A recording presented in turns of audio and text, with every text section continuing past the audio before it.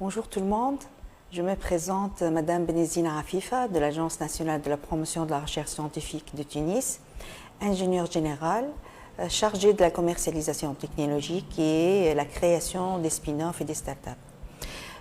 Pendant cette formation de 45 minutes, je vais allouer à peu près 35 minutes pour vous présenter une ouverture sur la création d'entreprises innovantes, start-up et spin-off universitaires. Et par la suite, je vous laisserai 10 minutes à peu près, ou 15, comme vous voulez, pour discuter, si vous avez d'autres remarques. Lors de cette formation, je vais suivre ce plan. Je vais commencer par présenter l'innovation, c'est quoi l'innovation, la différence entre l'innovation et invention, et différents types et puis les dimensions. Et puis je vais faire un passage sur la valorisation, transfert technologique, commercialisation, c'est quoi? Et une présentation des startups, et ensuite on va se pencher sur les spin-offs universitaires d'une manière générale, comment ça se fait, c'est quoi, les définitions, les types. Pour commencer, c'est l'innovation. Enfin, l'innovation, c'est quoi? L'innovation, c'est un concept qui est en train d'évoluer depuis des années. Comme définition, vous trouverez la première définition qui est les entreprises acquérant des avantages concurrentiels grâce à l'innovation. Elle aborde l'innovation du sens large, incluant la fois les technologies nouvelles et les méthodes novatrices. Il y a aussi, en 2004, il y a l'innovation, c'est l'exploitation réussie des nouvelles idées. Et puis, la définition qui est la plus large, qui est présentée dans le manuel de Oslo en 2005, une innovation est la mise en œuvre d'un produit, bien au service, d'un procédé nouveau ou sensiblement amélioré, d'une nouvelle méthode de commercialisation ou d'une méthode organisationnelle. Il ne faut pas oublier ces différents mots que l'innovation, ce sont des améliorations et des procédés nouveaux, qui est un peu différent que par rapport à la recherche scientifique et l'innovation. Quelle est la différence entre l'invention et l'innovation? L'invention est la matérialisation d'une idée créative lors d'une invention, alors qu'une innovation est un nouveau produit introduit avec un succès sur le marché. Autrement dit, l'innovation ajoute un élément commercial au sens de l'invention. Une innovation, c'est un objet nouveau qui est parvenu à déclencher un acte d'achat auprès d'un segment de consommateurs déterminé. Donc, l'invention toute seule, ce n'est pas une innovation, mais il faut ajouter un succès. Cette invention a un succès sur le marché pour dire que c'est une innovation. Il y a l'image du Concorde, c'est une grande invention au niveau des avions, mais c'était une catastrophe puisqu'il n'a pas eu un succès au niveau du marché.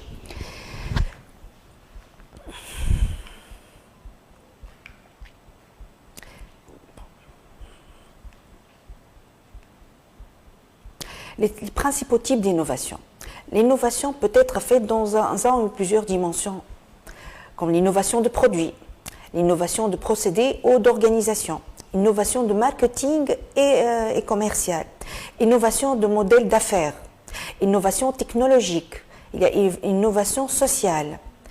Il y a aussi une innovation frugale, qui est une innovation qui vise à utiliser le minimum de ressources. Elle est développée en Inde et elle fait vague maintenant au niveau de type d'innovation. Les dimensions de l'innovation. L'innovation, il y a principalement deux types. Il y a l'innovation radicale et l'innovation incrémentale. L'innovation radicale, c'est celle qui fait le changement au niveau des habitudes du consommateur et au niveau du marché. Donc, c'est une innovation radicale. Par exemple, les bateaux étaient à voile et il y a eu les moteurs électriques. Ça a changé carrément l'industrie des bateaux. C'est une invention radicale. Aussi, les lampes ont été développées. Cette invention qui est faite par Edison a changé les habitudes. Cette découverte, elle a changé carrément, elle a mis en place des nouvelles industries, des nouveaux métiers. Aussi l'aspirine, aussi au niveau biologique, pharmaceutique. Par contre, l'innovation incrémentale, ce sont les améliorations en continu. D'ailleurs, l'innovation incrémentale a l'avantage qu'elle a moins de risques vu que c'est amélioration de produits en continu. Donc, c'est avec un moins de risques. Pratiquement toutes les inventions, les innovations qui nous entourent, de base, sont des inventions incrémentales. Ok, il y a la source de l'innovation. Il y a innovation à technologie push ou innovation market pull. Exemple, la technologie push, c'est celui de l'ordinateur. Effectivement, c'est les inventeurs qui ont imposé cette innovation sur le marché, donc ayant créé le besoin chez le consommateur. Alors que le market pull, ce sont des idées, des besoins au niveau du marché, et ce besoin sensibilisé a été la cause de recherche pour créer un nouveau produit qui répond aux besoins. Exemple de pasta, les gens qui ont besoin d'aller très vite et ils n'ont pas le temps ils travaillent toute la journée, ils n'ont pas le temps de préparer le repas. Le pasta était un produit qui a eu un succès au niveau du marché, vu qu'il y a un potentiel commercial important. Donc, c'est un exemple d'innovation à market pull. Ici, on voit le processus d'innovation d'une manière générale. Le processus d'innovation, il y a l'idée, c'est la forme d'entonnoir. Pourquoi? Parce que les idées sont multiples, mais réellement, l'idée qu'elle aura un succès sur le marché, ça sera, c'est pas toutes les idées qu'on le trouve ou qu'on le développe, ils auront un succès sur le marché. Donc, on a plusieurs sources. C'est quoi? Stratégique, prospective, il y a le marché qu'il demande, savoir-faire, peut-être un résultat de recherche, quel que soit, un savoir-faire émergent. Donc, au départ, on va générer l'opportunité. Dès le départ, il faut chercher cette idée, ce besoin. Est-ce qu'il va créer, est-ce qu'il y a derrière une opportunité? Il ne faut pas oublier un mot que je n'oublierai jamais, moi, par exemple, tout ce qui est innovation, la première phrase qu'on nous enseigne, c'est que toute difficulté est une opportunité. Donc, chercher les difficultés pour trouver l'opportunité. Donc, le besoin, il cache derrière lui une opportunité, génération de l'opportunité. Et une fois cette opportunité, cette difficulté, on va chercher comment générer de l'idée qui sera une solution pour cette difficulté. Une fois on a l'idée, on va passer à la conceptualisation. C'est quoi la conceptualisation? Ça veut dire ce sont des actions de créativité, des brainstorming, des rencontres, de communication, beaucoup de travail, d'aller de retour pour voir cette idée. Par exemple, vos travaux de recherche, par exemple. Il faut chercher dans la bibliographie, il faut chercher l'excellence scientifique, oui, mais aussi chercher l'impact de votre idée que vous êtes en train de développer, quel aura l'impact sur le marché. Qui a besoin de cet résultat? Qui a besoin de cette amélioration? C'est quoi le problème exactement au niveau du consommateur? et au niveau du marché. Peut-être parfois il y a des problèmes qui sont au niveau de la fabrication, puisqu'on a bien vu tout à l'heure que l'innovation, c'est pas le produit fini, c'est pas seulement le produit, mais il y a le processus, le management, les méthodes, il y a back-office, il y a des innovations qui concernent la gestion interne d'une entreprise ou une banque ou n'importe quoi. Donc, toujours essayer de chercher l'application de cette idée par les méthodes de conceptualisation. Donc, une fois on a défini c'est quoi l'objet, le produit ou le service qu'on va développer, on va étudier la faisabilité. Est-ce que réellement c'est faisable? Faisable, que veut dire faisable? C'est faisable au niveau du marché, c'est pas seulement faisable au niveau des technologies seulement, mais il y a au niveau du marché. Est-ce qu'il y a acceptation du marché de cette innovation? Est-ce que réellement le consommateur final il a besoin de cette solution? Peut-être il y a un concurrent, il y a une autre technologie qui résout mieux et peut offrir une solution plus adaptée à notre consommateur. Donc la faisabilité, c'est d'une manière générale, c'est pas au niveau technologique seulement. Une fois on a défini la solution qu'on va proposer, le consommateur qu'on a défini, on a étudié d'une manière globale la faisabilité, on va passer maintenant à étudier comment fabriquer, comment créer cette solution, la fabrication, le développement de ce projet pour arriver à un prototype industriel, un prototype qui sera mis sur le marché. Donc, on va petit à petit passer de l'étape expérimentale, passer puis une première validation expérimentale, et puis au niveau d'un milieu, un prototype pour petite application pour limiter, par exemple, c'est avec les outils de base, on le valide et enfin on passe à arriver à le prototype industriel qui sera proposé pour le consommateur final. Et enfin, une fois on a tout validé, on pense, tout au long de cette démarche, il faut penser à la protection de ces idées. Donc il faut penser à voir le réflexe de la protection intellectuelle et industrielle d'une manière générale. Ok, pour évaluer le potentiel de l'innovation, on doit voir la faisabilité technologique.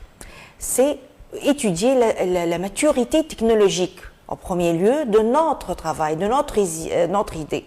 Et puis voir est-ce qu'on a les compétences nécessaires humaines pour bien mener cette solution, pour la mener jusqu'au marché. Aussi étudier le marché. Est-ce que le marché est porteur? Est-ce qu'il y a des consommateurs? Est-ce que les lois de cette société ou de notre environnement, est-ce qu'il permet? Donc il y a plusieurs points à étudier. Est-ce qu'il y a des partenaires? Est-ce qu'il y a des matières premières? Tout ça, c'est au niveau du marché. Voir aussi les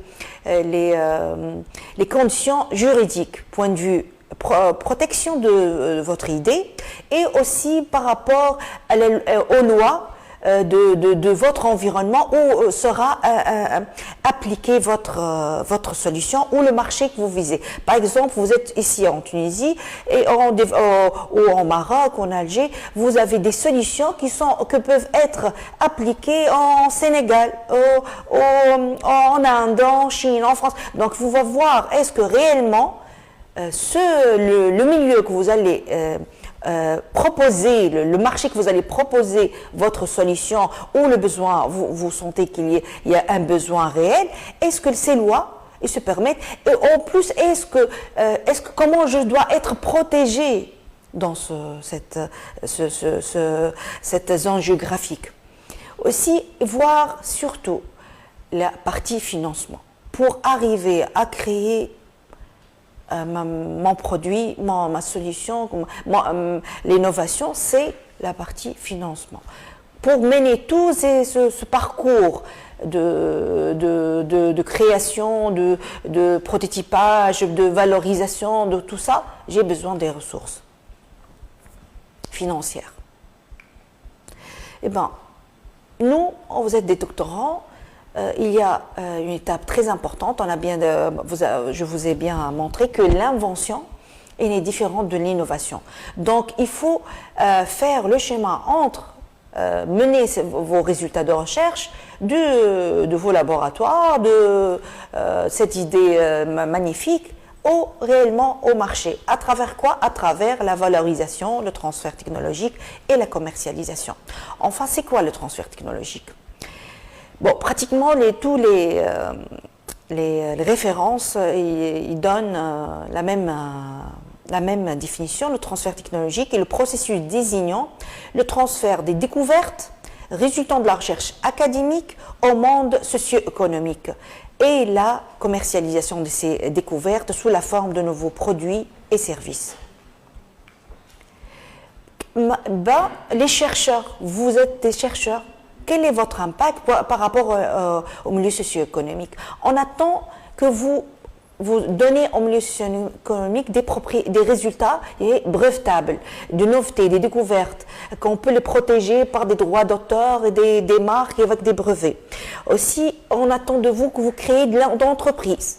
Et vous créez de l'entreprise et aussi c'est possible que vous transférez votre savoir à travers l'insertion dans un milieu professionnel. Par exemple, si vous êtes docteur, vous aurez la possibilité d'aller dans une usine, vous travaillez par exemple sur le lait, et vous vous trouvez dans une usine de laiterie, de tout ça. Donc, toute cette industrie, sera bénéficiaire de votre savoir-faire. Et vous-même aussi, vous allez remodifier votre solution, votre approche scientifique en s'adaptant aux besoins ou détectant les problématiques de cette industrie.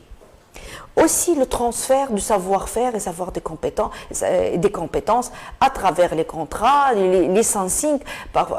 On n'est pas obligé de créer une entreprise, mais le brevet que vous avez obtenu, vous pouvez le donner, le céder à une entreprise existante ou à travers des contrats de coopération. Tout ça, c'est une forme de transfert du savoir-faire et des compétences.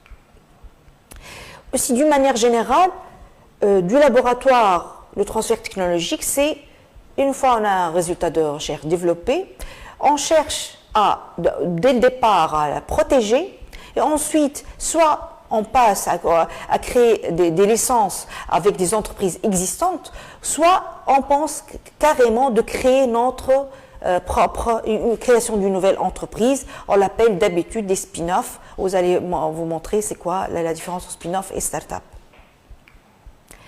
D'une manière générale, le processus de transfert technologique du laboratoire au marché passe avec 4 phases. De départ, c'est l'invention et la détection de l'opportunité.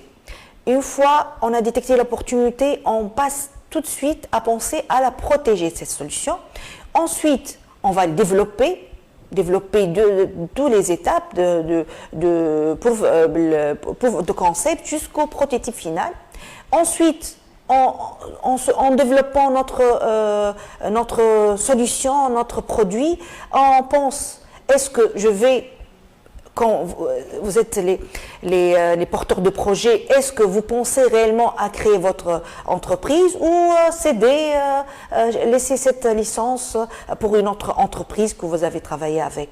Et ensuite, on passe dans la phase de l'innovation qui est la commercialisation et le contact, la valorisation vis-à-vis du marché. L'innovation, c'est toujours marché, penser marché. Donc, la mise sur le marché, voir le comportement du consommateur, le test, la validation, amélioration, tout ça, tout au long de cette phase d'innovation. Et chercher aussi que votre idée elle aura une croissance économique. Bon. Pour le brevetage, par exemple, ici, je vous présente les démarches de l'École polytechnique fédérale de Lausanne, comment le processus de brevetage. Dès le départ, on annonce l'invention, vous avez découvert, vous avez fait, je ne sais pas, votre domaine, mais par exemple, dans le domaine pharmaceutique, vous découvrez un enzyme très important qui peut dégrader, la dégradation des plastiques.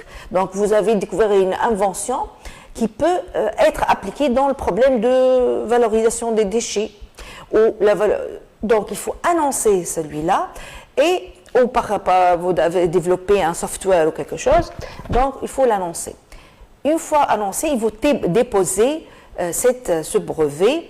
Le propriétaire de ces inventions, ce sont les universités, et vous êtes les inventeurs. Si vous êtes dans un laboratoire de recherche et vous faites une découverte, automatiquement, l'institut, l'université, c'est la propriétaire de cette invention et vous êtes l'inventeur.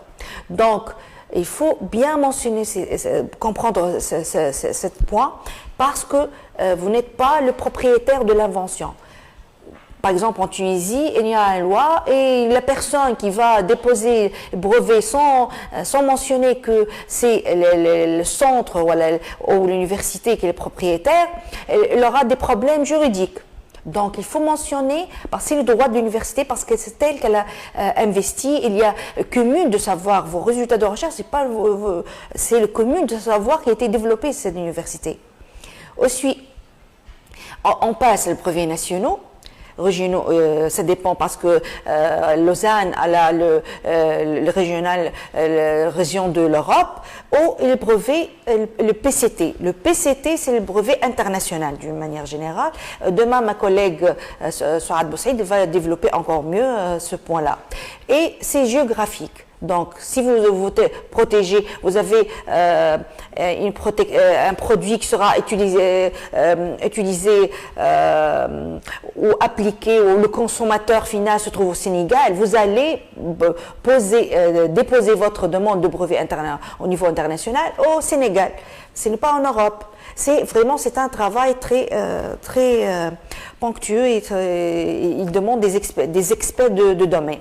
Une fois que vous avez délivré le brevet, vous aurez la possibilité soit faire un contrat de licence, c'est une option, ou on va voir que c'est la création d'entreprise. Si vous êtes apte, vous avez la mentalité d'entrepreneur pour créer une entreprise. Mais c'est quoi le cycle de vie d'un produit?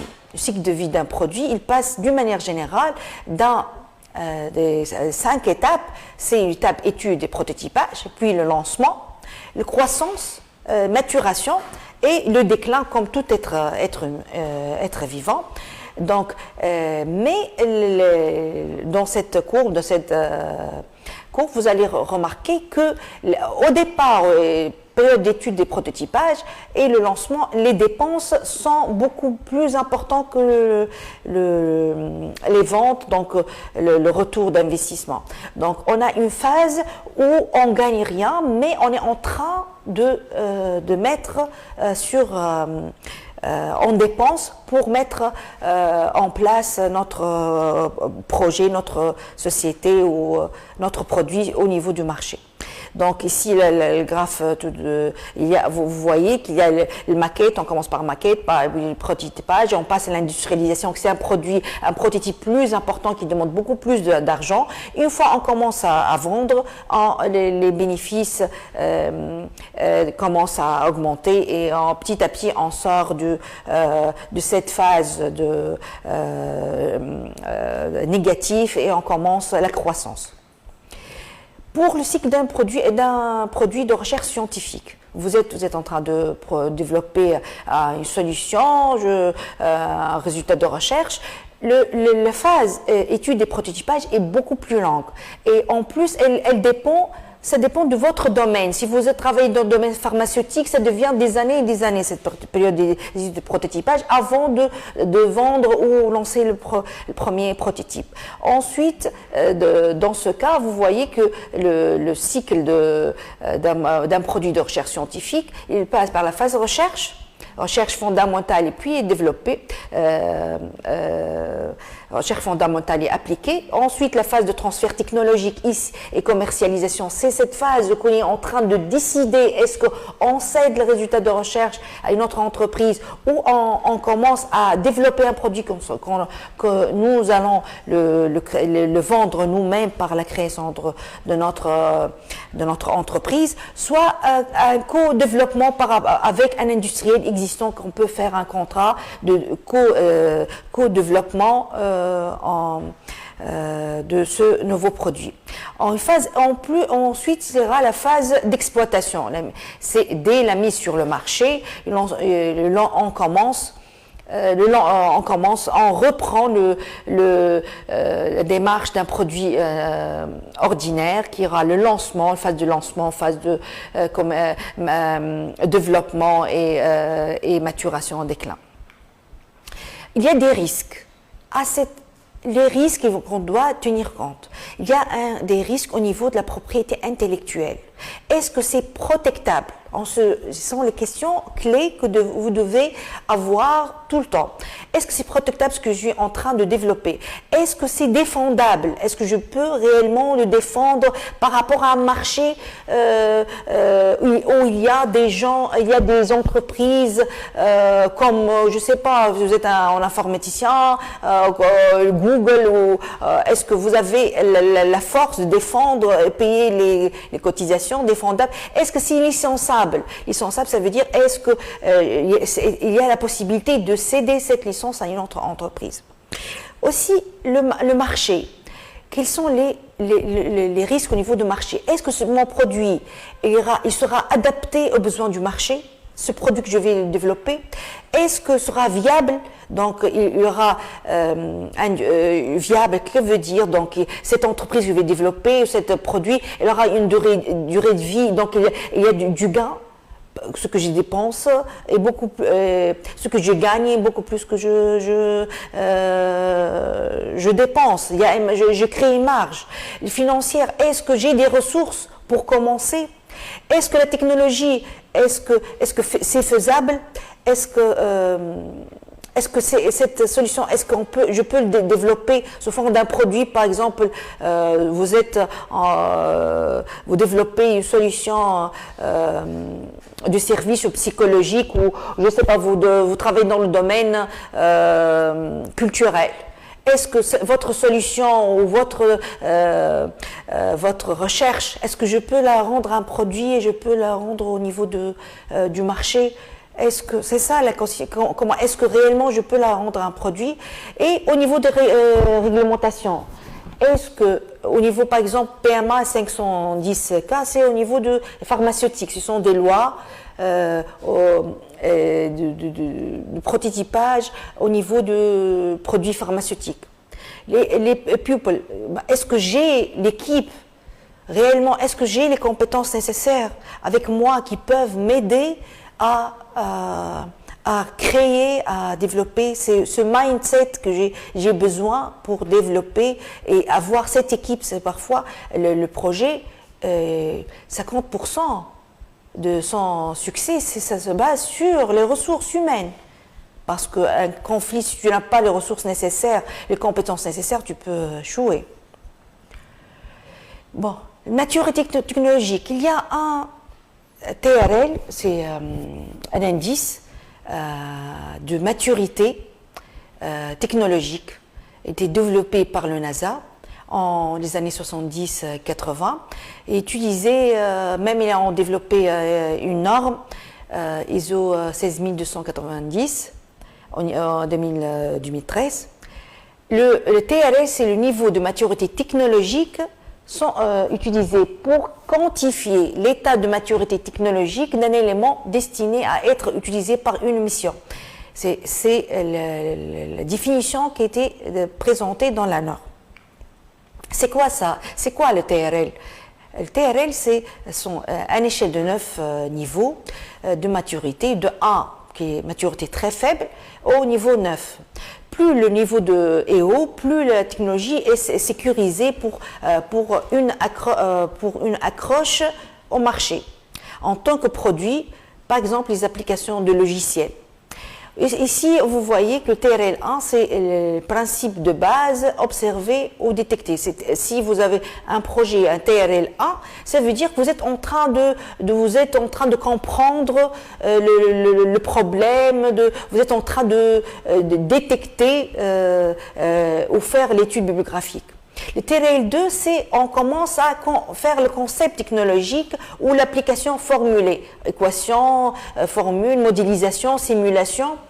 TRL3, c'est la preuve analytique ou expérimentale des principales fonctions ou caractéristiques du concept. TRL3, c'est on commence à tester, à faire des applications, tester ce nouveau concept.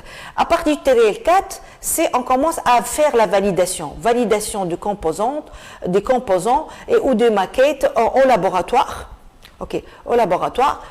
Au TRL5, c'est la validation aux composants, aux maquettes, en environnement représentatif. Au TRL6, c'est démonstration. On commence la démonstration. À partir du TRL7, c'est démonstration d'un milieu industriel. Et 7-8, c'est la commercialisation. Ici, d'ailleurs, vous allez voir que ce TRL est utilisé par la Commission européenne pour valider, pour choisir les projets, pour l'investissement, c'est un aide à la décision. Ensuite, pour l'étude de marché. Ici, il y a une analyse PESTEL qui touche pratiquement à tous les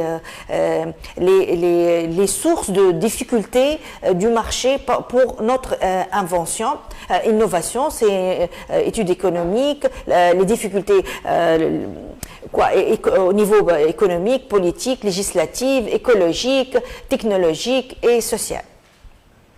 Ici, c'est un graphe qui englobe tout. Englobe comment, on voit ici, comment, du l'idée TRL1 au TRL9, comment se passe l'évolution et le besoin de notre idée, notre produit pour arriver au marché. D'ailleurs, vous voyez une zone rouge, c'est la zone de recherche et développement, on l'appelle trou de financement. Pourquoi? Parce que à cette partie, le besoin réel du chercheur, c'est partie financière pour faire les prototypes et validations au niveau milieu représentatif ou autre.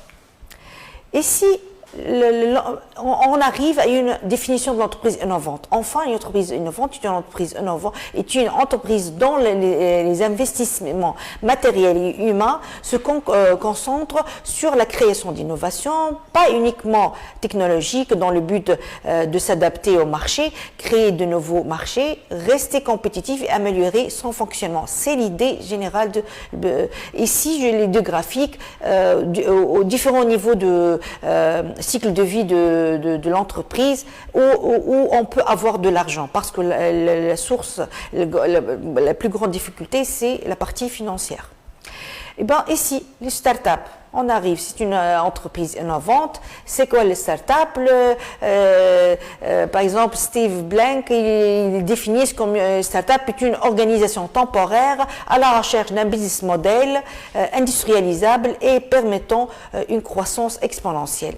Pour Dave Macker, une start-up est une entreprise qui ne sait pas encore c'est quoi son produit, qui sont ses clients et comment gagner de l'argent. C'est en train de développer son business model. Ici, donc, les startups, c'est une entreprise temporaire, elle présente une innovation, cette innovation, elle vise à l'industrialiser, à les reproduire, mais elle demande du temps pour chercher les partenaires, chercher les ressources et tout ça pour la réaliser, les mettre sur le marché. Elle dispose d'un potentiel de croissance exponentielle. Ça veut dire qu'il existe un marché, des consommateurs. Une fois la solution est développée, elle sera tout de suite absorbée par le marché. Ici en Tunisie, on a le Startup Act, labellisation Startup Act. Le spin-off, enfin, les spin-off, c'est une spin-off universitaire. C'est quoi? C'est une entreprise elle a plusieurs nominations. On l'appelle recherche base spin-off, aussi les spin-out pour les Américains, l'essaimage scientifique.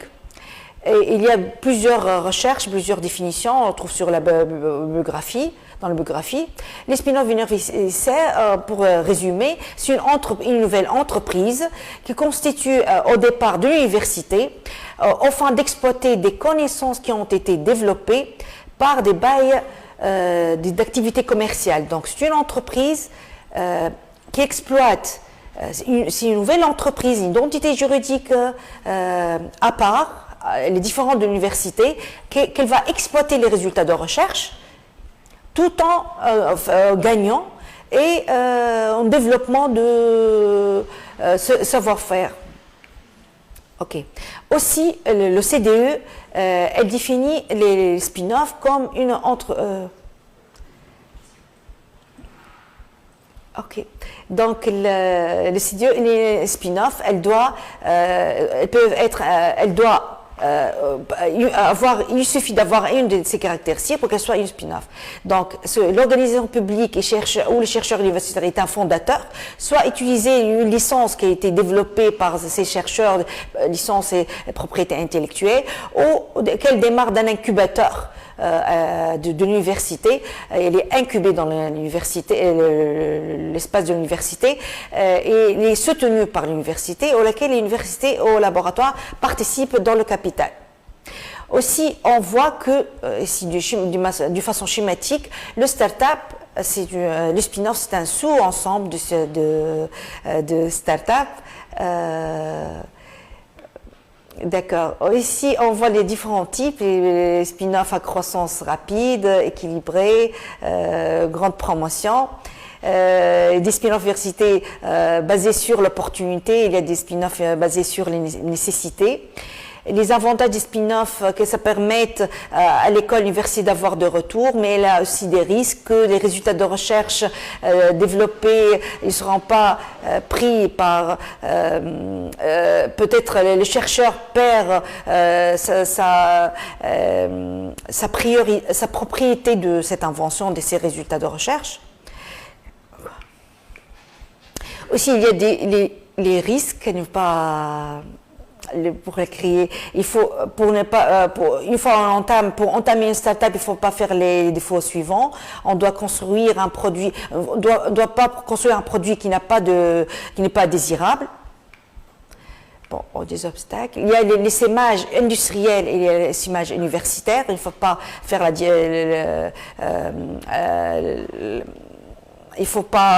il y a deux types d'essaimage, au niveau industriel et au niveau universitaire. Ici, c'est un processus général de création de spin-off. Ok. Le business model qui est le cœur pour aboutir, comme vous avez vu, la définition des startups, c'est une entreprise qui est en train de chercher et développer son business model. Le business model, il doit être viable, désirable et faisable. L'outil le plus qui regroupe toutes ces informations et tout ça, c'est le business model Canva, qui représente le chemin qui va faire le produit pour arriver au consommateur et toutes les ressources nécessaires et comment gagner et comment on va dépenser. Ici, c'est les différents cases business model Canva. Et ici, le message, l'information la plus importante qui permet à un business model Canva qui nous donne, c'est qu'il est désirable, faisable et viable. Et merci pour votre attention. Maintenant, je suis prête à vos questions si vous avez des remarques ou d'éclaircissements.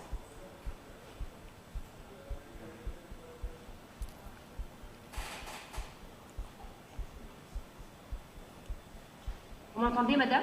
Oui, oui, oui. J'ai voulu intervenir lors de votre présentation parce que tellement c'était très constructif et riche et que les diapos vraiment étaient très très rapides. Je n'arrivais pas à même écrire les remarques et tout ça. Donc, est-ce que c'est possible d'avoir cette présentation par la suite pour la relire parce que c'est très riche et très constructif. Merci beaucoup. Oui, aucun problème. Ok, je suis à votre disposition. Même, j'ai voulu suivre votre rythme, mais vraiment, ça a été très rapide. Je peux pas, j'ai pas pu tout noter. Oui, il y a des concepts très importants que vous devez apprendre et connaître pour que vous pouvez orienter votre travaux de recherche vers le marché. C'est parce que faire une thèse c'est bien, mais arriver à créer, avoir de retour de ce investissement que vous allez faire pour vos investissements de vie. Oui, c'est très important. J'ai essayé de mettre le maximum et de minimiser au maximum les notions pour que vous pouvez comprendre. Merci beaucoup, madame. D'autres questions? Bonjour. Oui, bonjour. Merci pour votre présentation, c'était très riche et très enrichissant. Donc, j'ai une petite question. Je voulais savoir, s'il vous plaît, quelle est la différence entre droit d'auteur et propriété industrielle? Parce que je fais mes travaux de thèse en collaboration avec une entreprise et j'ai besoin d'éclaircir cette idée. Merci. Les droits d'auteur, ça veut dire, bon, je ne suis pas spécialiste dans la propriété industrielle, c'est mademoiselle Souad Boussaïd, demain vous allez être bien, et vous aurez toute la chance, elle est champion dans ce domaine, mais le copyright, la propriété intellectuelle, ce qui est musique, ce qui est littérature et tout ça, mais ce qui concerne la technologie et tout ça, c'est la propriété industrielle. Donc, il y a plusieurs formes de protection de la propriété industrielle. C'est le brevet, il y a, je crois, le dessin. Il y a plusieurs méthodes de protéger votre... je préfère que demain, mademoiselle Souad, elle vous répond à votre question. Ça sera beaucoup mieux. Elle est mieux placée que moi pour vous répondre. Okay. Une dernière question, merci. Merci bien. Est-ce que je peux m'intervenir? Oui, oui, bien sûr. Merci pour votre explication. J'ai en fait trois questions qui sont, est-ce qu'on est censé à cette étape-là de Bootcamp à faire les risques de copiage au niveau du marché de notre projet, dans notre pitch deck? La deuxième question, quelles sont les structures à faire, le licensing du projet brevetable? Et en dernier lieu, est-ce qu'on est obligé de se passer un par un de TRLS 5 vers les derniers TRLS pour être financé à la fin du construction du projet? Et merci. Pour le TRL, ce sont les étapes nécessaires à suivre pour valider la maturité et c'est l'enchaînement logique pour la maturation technologique d'un projet. Peut-être votre application, elle ne mérite pas, par exemple, le TRL 4 et 6, par exemple, vous pouvez passer directement à un TRL 7, ça dépend de l'application du domaine. Ça diffère de l'informatique au biologique et humain et médecine, c'est totalement différent, d'une part. Concernant la protection à votre stade, vous m'avez demandé comment, j'ai oublié la question. Le copiage au niveau du marché de notre idée. Bon, donc, vous devez protéger. Est-ce que tu as présenté ta découverte ou votre résultat de recherche au marché? Dans le copiage. Ah, donc il faut faire un licensing avant. Oui, tu devais te protéger pour donner le licensing à l'exploitation. Tu cèdes cette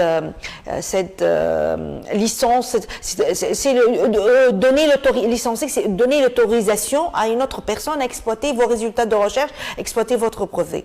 Donc au départ, dès maintenant, commencez à penser, à chercher comment protéger et quoi protéger. Parce que vous peut-être, si vous allez faire une petite recherche au niveau des brevets, vous trouvez que réellement cette solution, elle existe déjà.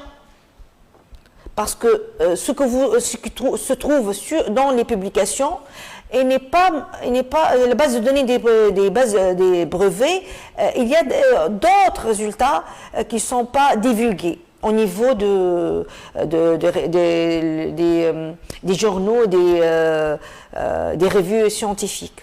Donc, c'est peut-être à faire à cette étape, si vous avez des résultats que vous imaginez licençables, brevetables, commencez dès maintenant à aller au bureau de transfert, si vous avez un bureau de transfert ou quelqu'un, ou l'administration responsable sur les brevets, et faire une recherche d'antériorité. Sur les modes, les choses que vous êtes en train de développer. Et comme ça, vous connaissez est-ce que ça mérite d'être protégé ou c'est déjà divulgué, ça existe et c'est déjà développé. La troisième question, c'est quoi? Mais, quelles sont les structures à faire le licensing? Les structures, le licensing, c'est donner l'autorisation. Puisque l'université, c'est la propriétaire du brevet ou du résultat de recherche, et vous êtes l'inventeur. Donc, c'est l'université qui va licencier, céder à travers des contrats, suite à des négociations avec les universitaires et les industriels pour donner le droit d'utilisation, l'autorisation d'exploitation de ces résultats. Merci infiniment. Merci, je suis à votre disposition vous avez mon email, vous pouvez me contacter à tout moment. Merci bien et bon courage.